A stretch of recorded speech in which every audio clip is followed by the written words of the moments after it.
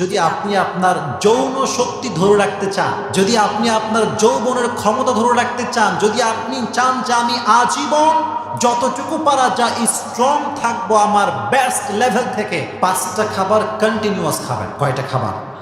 জোরে বলেন, কয়টা? 5টা খাবার অলওয়েজ কন্টিনিউয়াস খাবেন। মনে রাখবেন, বয়সের বাড়ার যে প্রক্রিয়া, যে প্রসেস, এটা পৃথিবীর কেউ থামাতে পারবে? আমি যদি চাই যে আমি বুড়া হব না, এটা কি আমি পারবো?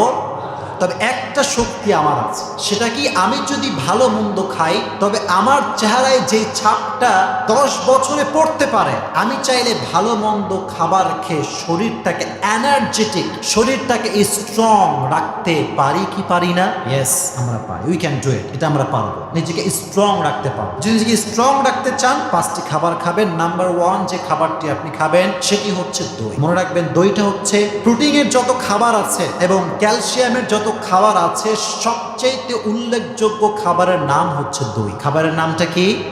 তবে এটা কিন্তু মিষ্টি দই না, এটার নাম হচ্ছে টক দই। এবার 12টা বাজছে, সবাই আর বলবো যে আর খাবো না, মিষ্টি দিলে সবাই ধুমাইয়ে খাইতে। শোনেন, টক দই খুব উপকারী প্রিয় ভাই। টক দই যারা খায় এদের ক্যালসিয়ামের প্রচুর পরিমাণে বৃদ্ধি পায় এবং টক দইয়ের ভিতরে একটা ব্যাকটেরিয়া আছে যেটা আপনার পাচন তন্ত্রকে মজবুত করে। আর যার পাচন তন্ত্র মজবুত থাকে, মনে রাখবেন, সব রোগের কারখানা হচ্ছে পেট। সব রোগের কারখানা কি? পেট। আর যারা দই মানে টক দই খায় বেশি, এদের পাচন তন্ত্র মজবুত থাকে। আর যার পাচন তন্ত্র মজবুত থাকে তার পেটটাও নিরাপদ থাকে, তাকে সহজে কোনো রোগ বালাই ধরতে পারে না। সুবহানাল্লাহ পড়লেন না? কি অসাধারণ নিয়ামত আল্লাহ। এজন্য সকলেই বেশি বেশি টক দই খাবেন তো ইনশাআল্লাহ। 1 নাম্বার। নাম্বার 2, বেশি বেশি গাজর খাবেন। গাজর যারা খায়, এটা বৈজ্ঞানিকভাবে প্রমাণিত, সায়েন্টিফিক থেকে আমি বলছি, সায়েন্টিফিক যারা এটা নিয়ে রিসার্চ করে সায়েন্স, তারা বলেছে যে গাজরের ভিতরে একটা ভিটামিন আছে এমন, যে গাজর যারা বেশি বেশি খায় এদের চোখের জ্যোতি কম থাকলে বেড়ে যায়। সুবহানাল্লাহ পড়ে। এই গাজর আপনার চোখের পাওয়ারকে কমাতে দেবে না। আমার খাওয়া লাগবে বেশি, আমার চোখের সমস্যা। সবাই গাজর খাবেন, ঠিক আছে ইনশাআল্লাহ। আর গাজর খেলে আর একটা উপকার হয়, এই যে মুখে মাঝে মাঝে ওই যে পিম্পল বের হয় না, এই যে ছোট ছোট ছোট ছোট ব্রণ টাইপের, অনেকের বের হয়, আমারও মাঝে মাঝে বের হয়। তো যারা গাজর বেশি খায় তাদের মুখে কোনো প্রকার এই পিম্পল বের হয় না। এটা আল্লাহ তাআলার বিশেষ একটা নিয়ামত। সুবহানাল্লাহ পড়ে। 2 নাম্বার, গাজর খাবেন বেশি বেশি। 3 নাম্বার যেটি আপনারা খাবেন সেটি হচ্ছে কমলা লেবু। কি খাবেন? কমলা লেবু খাবেন। কমলা লেবু খেলে হয় কি জানেন, আপনার ব্লাড সার্কুলেশন আছে না, রক্ত চলাচল, এটা ওকে হয়ে যায় এবং পুরো শরীরের প্রত্যেকটা দেহে যেখানে যেমন করে রক্ত যাওয়া দরকার সেভাবে আপনার ব্লাড সার্কুলেশন ওকে হয়ে যায়। সুবহানাল্লাহ পড়লেন না? আর যার ব্লাড সার্কুলেশন ওকে, তার সব কিছু ওকে। এটা আপনারা জানেন না প্রিয় ভাই? রক্ত চলাচল যদি বন্ধ হয়ে যায়, মানুষ কিন্তু কায়েত। মানুষ কি আর বেঁচে থাকবে? মানুষের গায়ে কিচ্ছু থাকবে না, দেহ থাকতে পারে, শক্তি থাকবে না। এজন্য বেশি বেশি সকলেই কমলা লেবু খাবেন, ঠিক আছে ইনশাআল্লাহ। আর 4 নাম্বার যে খাবারটি খাবেন, খুবই কম বাসায় থাকে কিন্তু আমরা খাই না, এটা হচ্ছে টমেটো। এটা কি? টমেটো। মনে রাখবেন, টমেটো যদি আপনি খান, চেহারার একটা গ্লেজ আছে, এটা কি আপনারা জানেন সবাই? উজ্জ্বলতা আছে চেহারার একটা। যদি টমেটো কেউ কন্টিনিউয়াস খায়, তার চেহারার উজ্জ্বলতা এটা আস্তে আস্তে বাড়তে থাকে। সুবহানাল্লাহ।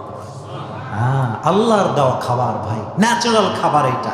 এর জন্য সকলে টমেটো বেশি বেশি খাবেন তো ইনশাআল্লাহ। এবার আসুন লাস্ট যে খাবার, সেটি হচ্ছে পালং শাক। কি শাক? এটা সবচেয়ে স্পেশাল। যতগুলো বললাম না, সবচেয়ে বেশি স্পেশাল হচ্ছে পালং শাক। এই পালং শাক যদি আপনি খান, অনেকগুলো উপকার আছে, আমি কয়েকটা উল্লেখ করছি, সব বলা সম্ভব না। 1 নম্বর উপকার যে আমাদের মাঝে মাঝে টেনশনে ঘুম আসে না, হয় কি হয় না? পালং শাক যে খাবে তার টেনশন মুক্ত ঘুম হবে। সুবহানাল্লাহ পড়লেন না? টেনশন মুক্ত ঘুম 1 নাম্বার। 2 নাম্বার, পালং শাক যে খাবে এটার একটা উপকার হচ্ছে, পালং শাক খাওয়ার মাধ্যমে ব্রেইনের অ্যাক্টিভিটি যে লেভেল, এবং ব্রেইনের ভিতরে মাঝে মাঝে অনেক প্রেশার পড়ে, এমন প্রেশার পড়ে মানুষের ব্রেইনে যে মানুষ কথা বলতে গিয়ে কি বলবে কিচ্ছু টের পায় না। এরকম হয় কি হয় না? এই পালং শাক খেলে আপনার অ্যাক্টিভিটি লেভেলটা আরো গ্রো হবে এবং ব্রেইনটা পরিষ্কার হবে, আপনি সুন্দর সতেজ জীবনযাপন করতে পারবেন। সুবহানাল্লাহ পড়া। তাহলে এই 5টি খাবার বেশি বেশি সকলে খাবেন তো ইনশাআল্লাহ। আর আরেকটি আমি আমার পক্ষ থেকে সাজেস্ট করছি, এটা আমার এই লিস্টে নাই, সেটি হচ্ছে আপনারা সকলেই বেশি বেশি মধু খাবেন। কি খাবেন?